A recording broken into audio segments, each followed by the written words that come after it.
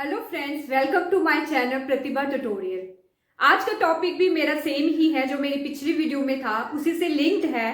क्योंकि हर न्यूमेरिकल तो मैं एक वीडियो में करूंगी तो वो बहुत लेंथी हो जाएगा। नेक्स्ट न्यूमेरिकल जो मैंने लिया है वो एरिया पेरीमीटर से रिलेटेड, जिसमें स्क्वायर पेरीमीटर कुछ भी आ सकता है, वो हमें नहीं पता। बस हम अपना ब्रेन अप्लाई करेंगे, फॉर्मूला टेक्निक अप्लाई करके आज का न्यूमेरिकल हम सॉल्व करेंगे। तो देखिए हमारा क्वेश्चन क्या है और किस तरीके से हम सॉल्व करेंगे इसको। The question is, the perimeter of a rectangular sheet is 100 centimeter. If the length is 35 centimeter, find the breadth and its area. तो सबसे पहले हम चीजें देखेंगे कि क्या गिवन है, उसको साथ साथ ही नोट डाउन करेंगे। जैसे मैंने अपनी पिछली वीडियो में किया था वैसे ही सेम हम यहाँ पे गिवन चीजों को कंसिडर करेंगे। The perimeter of a rectangular sheet, यानी कि आपको सबसे पहली चीज क्या गिवन है, perimeter.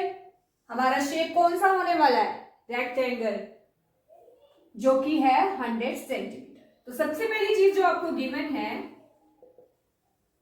Perimeter of a rectangular sheet is equal to 100 centimetre. ये आपको गिवन थी। नेक्स्ट है, if the length is 35 centimetre, दूसरी चीज आपको क्या गिवन है,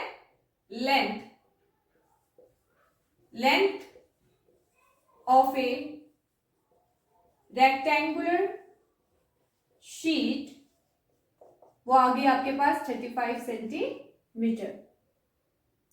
find the breadth and its area. तो कैलकुलेट आपने क्या करना है, आपने कैलकुलेट करना है ब्रेथ एंड एरिया, जो मैंने शॉर्ट फॉर्म में लिखा है।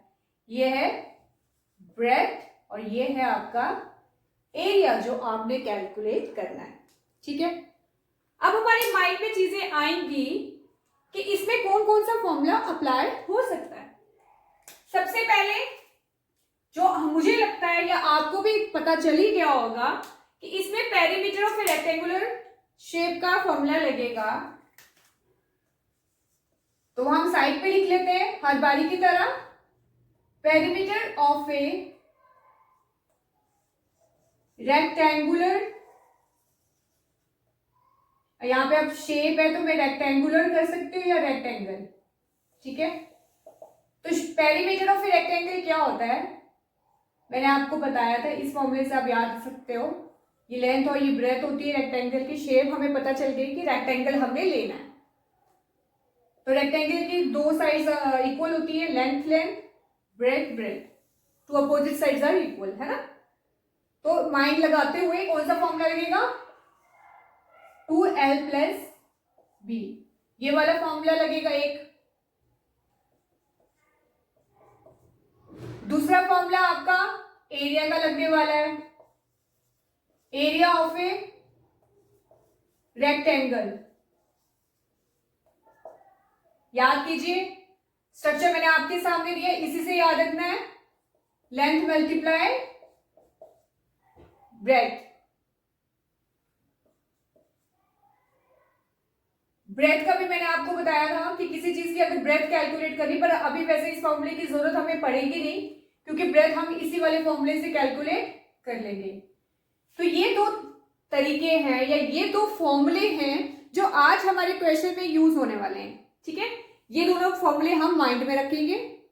फॉर्मूले साइड पे लिखने से इजी हो जाता है कि किस तरीके से हम इसको इंप्लाई करने वाले हैं। ठीक है, हाँ जी, तो ये चीजें गिवन थी। Perimeter of a rectangular sheet 100 centimetre, length of a rectangular sheet is 35 centimetre. Now हम पहला फॉर्मूला पुट करेंगे, हम perimeter of a rectangular sheet is equal to 2 length plus breadth. As we know, हमें पता है कि perimeter of rectangular sheet is 100 centimetre. वो given है, वो कितना है, वो 100 सेंटीमीटर है। क्वेश्चन से पता चल गया है हमें। पेरीमीटर ऑफ रेक्टेंगुलर शीट के लिए ये फॉर्मूला लगाते हुए, पेरीमीटर हमें गिवन है that is 100 centimetre 2L + B। सबसे पहले हम क्या करेंगे, क्योंकि ये दो टर्म जो है वो मल्टीप्लाई में है, मैंने आपको पहले भी बताया था कि टर्म हमारे पास मल्टीप्लाई में हो तो अगर हम इस 2 को इस साइड लेके जाते हैं तो वो डिवाइड में आएगा, क्योंकि ये दोनों टर्म मल्टीप्लाई में है। और अगर डिवाइड में होता तो दूसरी साइड जाके वो मल्टीप्लाई में हो जाता। तो 100 centimetre divided by 2L + B। L is also given that is 35, तो हम यहां पे 35 लिख लेंगे। नेक्स्ट 100 को 2 से डिवाइड करने के बाद आपके पास आता है 50 सेंटीमीटर 35 + B। नेक्स्ट 50 में से सेंटीमीटर से हम माइनस करेंगे 35 सेंटीमीटर।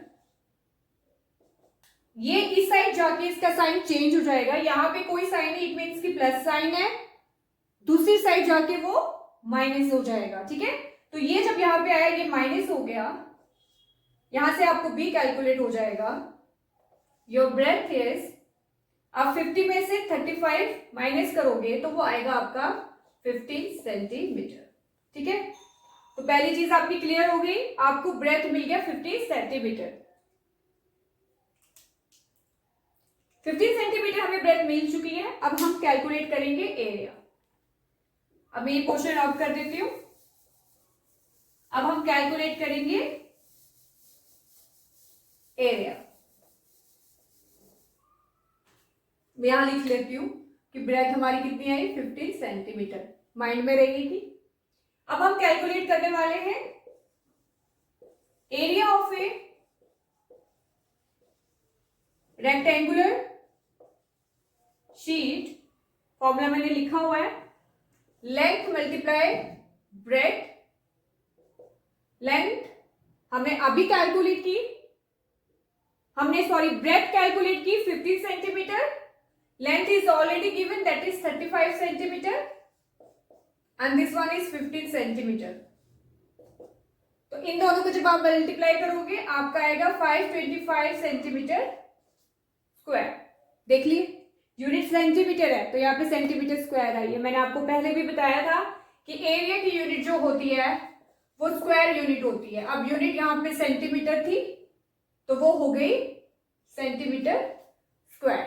मेरी पिछली वीडियो जरूर देखिए, उन वीडियो को देखने से ये वाली वीडियो आपको ज्यादा क्लियर हो जाएंगी। अगर किसी को मल्टीप्लाई करने में प्रॉब्लम है उसके लिए मैं आपको बता देती हूँ।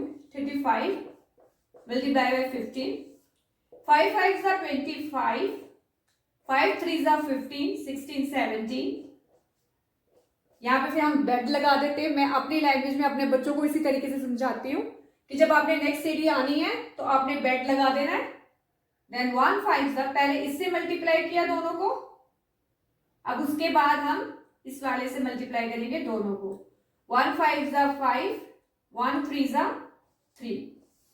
फिर हम इसको ऐड कर देंगे 5 7 में जब आप 5 डालोगे तो कितना आएगा 12, 1 कैरी 3 4 5। तो मैंने पहले लिख दिया 525 स्क्वायर सेंटीमीटर। बड़ा ही इजी था, देखने में सिर्फ लग रहा था कि थोड़ा टफ है पर नहीं, बहुत ही सिंपल तरीका है। और होप है कि आपको वीडियो मेरी पसंद आई होगी। अगर आपको वीडियो पसंद आई है तो प्लीज इसको लाइक जरूर कीजिए, शेयर कीजिए। कोई प्रॉब्लम होगी तो कमेंट सेक्शन में जरूर सेंड कीजिएगा। और हाँ, प्लीज मेरे वीडियो को लाइक जरूर करना, कंजूसी मत करना। मेरे चैनल को सब्सक्राइब कीजिए। Thank you very much.